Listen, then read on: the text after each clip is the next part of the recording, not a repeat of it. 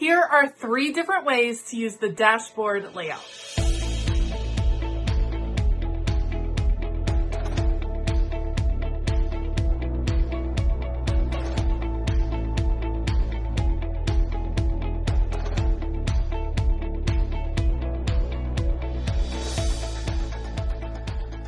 Hey y'all, I'm Elisa, the Scrappy Wife behind ScrappyWife.com, and today we're going to talk about 3 different ways to use the dashboard layout. This is the dashboard layout that I have available over in my shop. It is available in 3 different sizes. This is the grande size. I also have the tall size, which works in a mini size planner. The grande size works in a classic size planner, and the venti size works in a big size planner. This is a super versatile layout, and I wanted to show you how. We're going to try 3 different ways. We are going to create a health and wellness look to this layout. We are going to create a goal-oriented layout, and then we're going to create a faith layout, all using the same look right here, and some beautiful summer sticker books from Love Posh. So I'll put you all on fast forward. We're going to work quickly, and I'm going to talk about why I love this layout and why it's so easy and flexible to kind of bend and make it what you want it. All right, let's go. First up, I am using Summer Elements from Love Posh to set this dashboard layout up as a health and wellness planner layout. So a place to track your meals and your exercise and the water you're drinking and things like that. What I love about the dashboard layout is, truthfully, I think you can fit way more than one purpose per layout. With each of these layouts that I'm going to try today, I'm going to make sure to leave the right side pretty well open so that you can use it for your schedule. You could use it for daily journaling. There's lots of ways to use that right side. The left side is extremely flexible because it's so open. You have the long task list, which I think is something that each and every person needs on most weeks, but then you have some open areas that you can make adjustments for, and that's what I'm doing here. So for me, when I am really focused on my health and wellness, the things that I am thinking of are the exercises that I am doing on a regular basis, whether that be walking, running, stretching, strength, anything like that. I'm also doing meal planning. So this is not something that I personally am very successful at just because of our busy lifestyle, but I know so many people love to track their meals, but really plan their meals. Spend some time. That saves money. It helps you eat healthier because you're planning in advance. It's just really, really great. So what I'm going to do is format this area. I'm going to try to break it into a few different sections.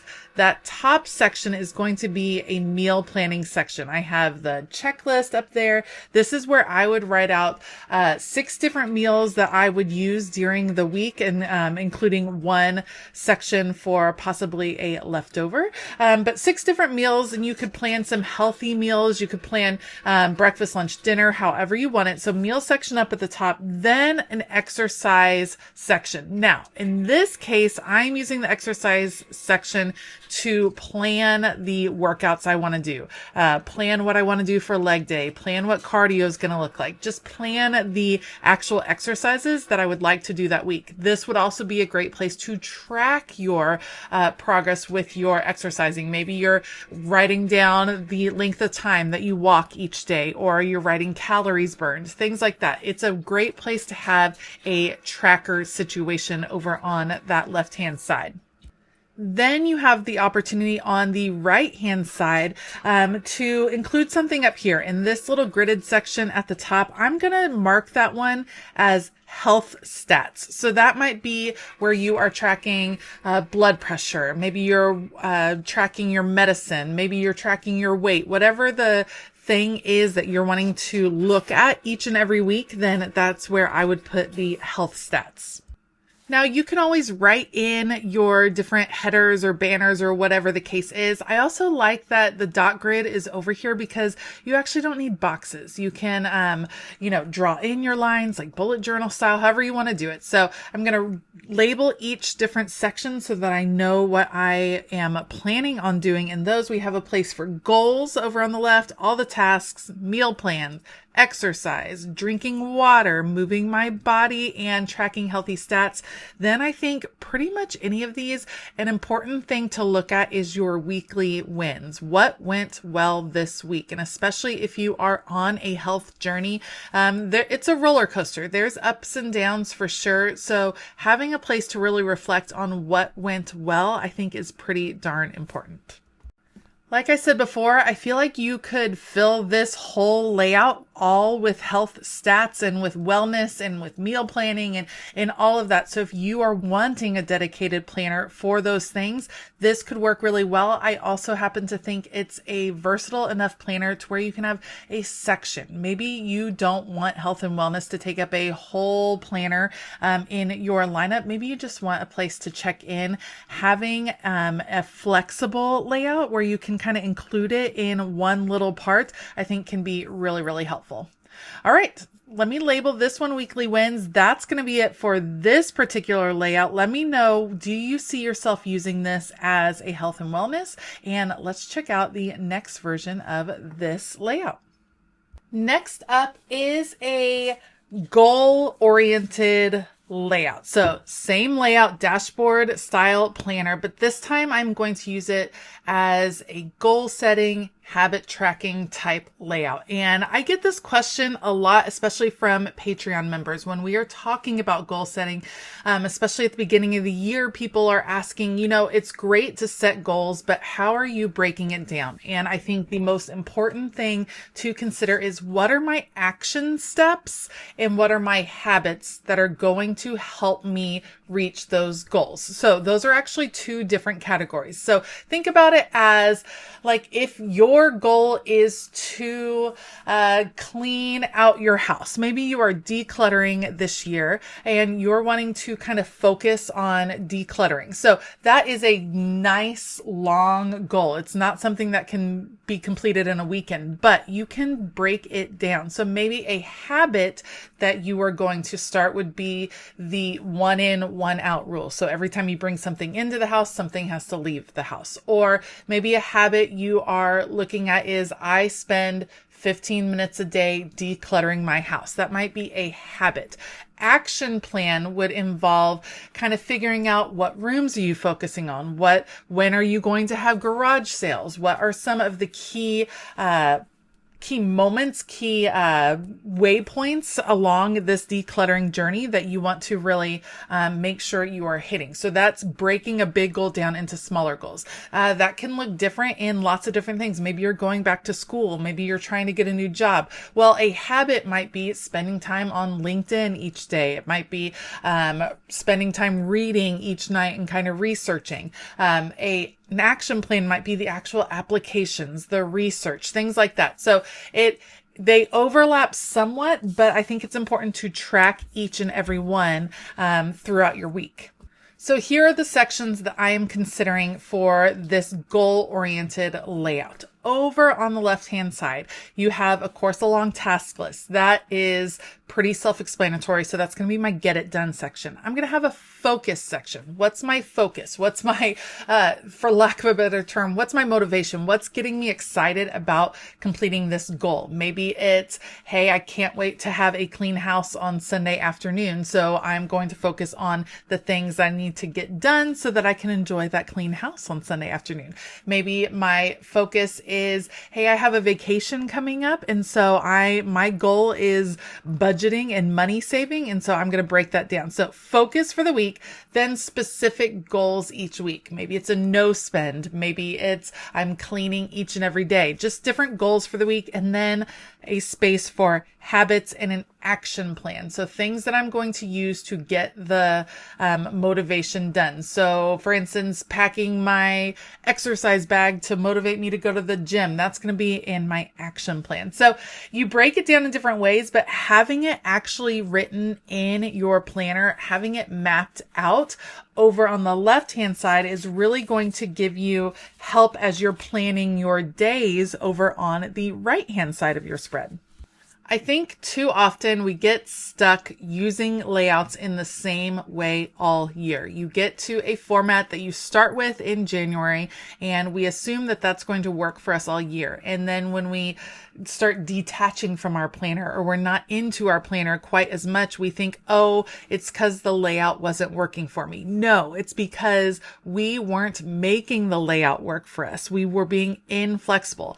There are seasons of the year where I am very goal oriented. I'm like raring to go, ready to get stuff done. And that's when I have a more goal oriented layout going. That's when I make my layout work for that. There's other times of the year when I'm on vacation and when I have different priorities and I'm not really working on habits and goals and things like that. And so I adapt my layout for those times. And if you are setting up your planner the same each and every week, eventually it will start to kind of break down and not work for you. You're going to lose interest. So really making it work for the season of the year, the season of your life, the things that are going on and the things you're wanting to accomplish. I think that's the most important part. And that's the thing that we often lose track of because we're just focused on the main thing that we started out with, the main vision we had when we got a particular layout. And we're forgetting that we can change, we can adapt. And especially if you have a more flexible layout that gives you some open spaces that isn't pre-labeled, that kind of gives you the room to change and adapt, I think you're going to end up with a planner that you are loving and that is working for you throughout the year. All right, that's it for the goal-oriented one, but let's check out one more way to use the dashboard layout. And this one is a faith-based layout. Now, I will be completely honest. I never considered using the dashboard layout for a faith planner. And when the Happy Planner came out with their new style of faith planner, which happens to be in the dashboard layout, I originally thought it was crazy, but so many of you started using that layout as a faith planner that it made me start thinking, how could you use a dashboard layout as a faith planner? I prefer horizontal style planners for my faith planning, but that's because I faith plan in one specific way. And again, we all have different ways we like to use our planners and different ways we like to adapt it for our needs. So here's how I would set up the dashboard layout to be a faith planner.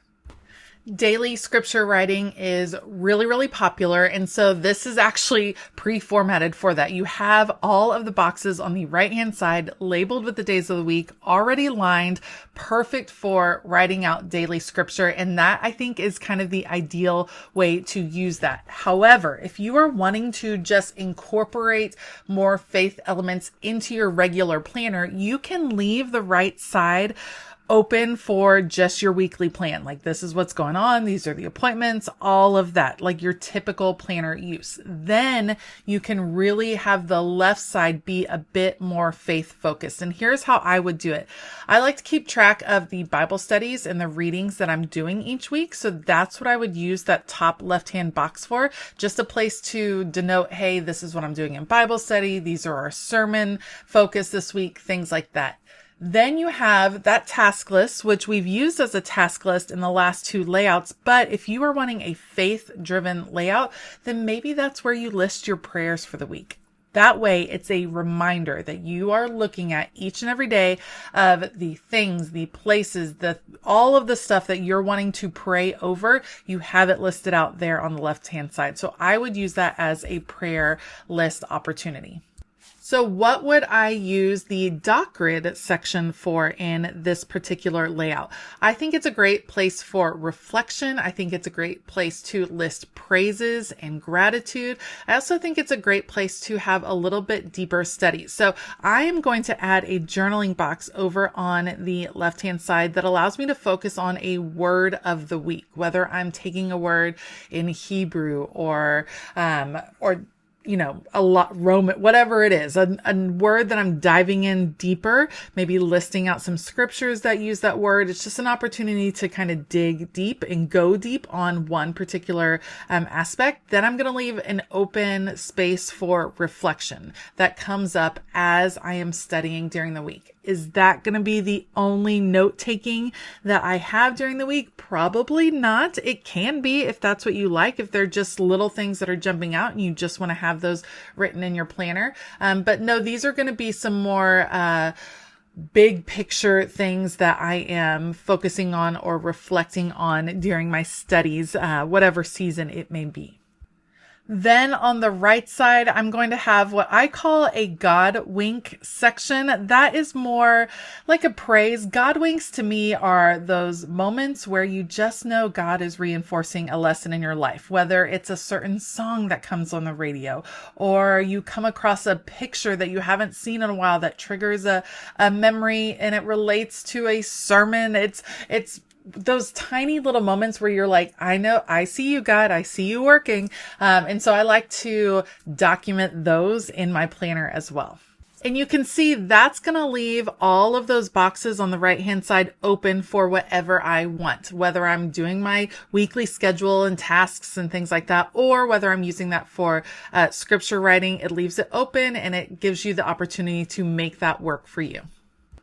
So that is the same dashboard layout set up 3 different ways. And it's the reminder from me to you to make your planner layout work for you. It is adaptable. It is changeable. It's flexible, and it probably will look different throughout the year depending on what is going on in life. And if you haven't already checked out the dashboard layout, I highly recommend it. It is the one that I am using this year. Really, really enjoying it.